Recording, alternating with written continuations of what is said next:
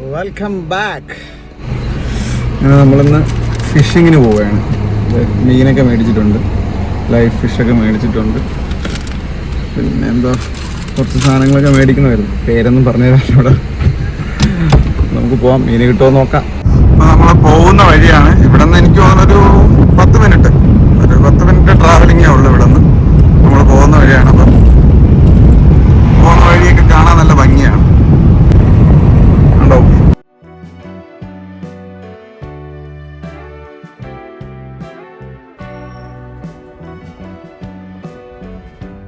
രണ്ട് സൈഡും മരങ്ങളാണ്. അതുകൊണ്ട് തന്നെ വണ്ടി ഓടിക്കാൻ ഒരു ഫീലും കൂടെയാണ്.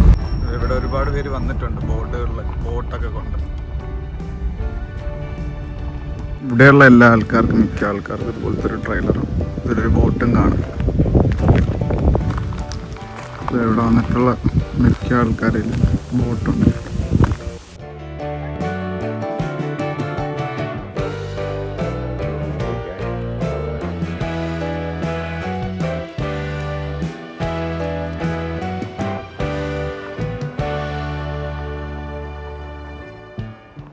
മനോഹരമാണെന്ന് കണ്ടോ? ഇതൊക്കെ കാണുമ്പോൾ നമ്മുടെ നാട്ടിൽ എനിക്ക് എൻ്റെ നാടാണ് ഓർമ്മ പറഞ്ഞത്. അരുവിക്കര ഇതുപോലെ കുറേ പാറയും വെള്ളവും ഡാമും ആറും ഒക്കെയാണ്. അതുകൊണ്ട് തന്നെ വിൻ്റർ കഴിയുമ്പോൾ ഇതൊരു അരുവിക്കരയാണ്.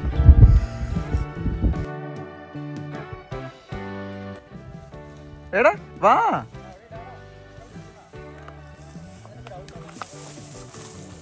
ഓ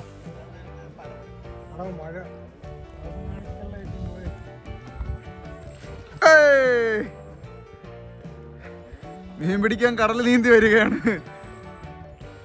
എടാ വാടാ.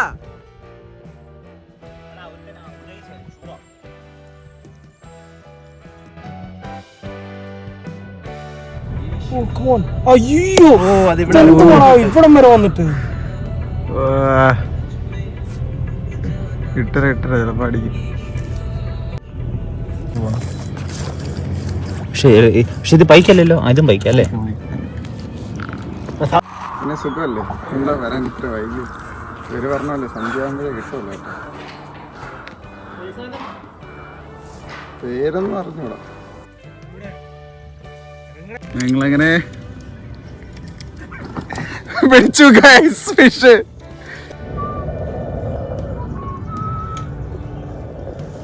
എന്റെ ചെരുപ്പ് അതിപ്പോ വെള്ളത്തിൽ കളയുന്നീനെ ഒരെണ്ണം കളഞ്ഞ സ്ഥലത്തോണ്ട് ഒരെണ്ണം കളഞ്ഞു. ഒയ്യോ, അത് കളഞ്ഞ എന്നെ വിഷമായിരുന്നു അറിയോ.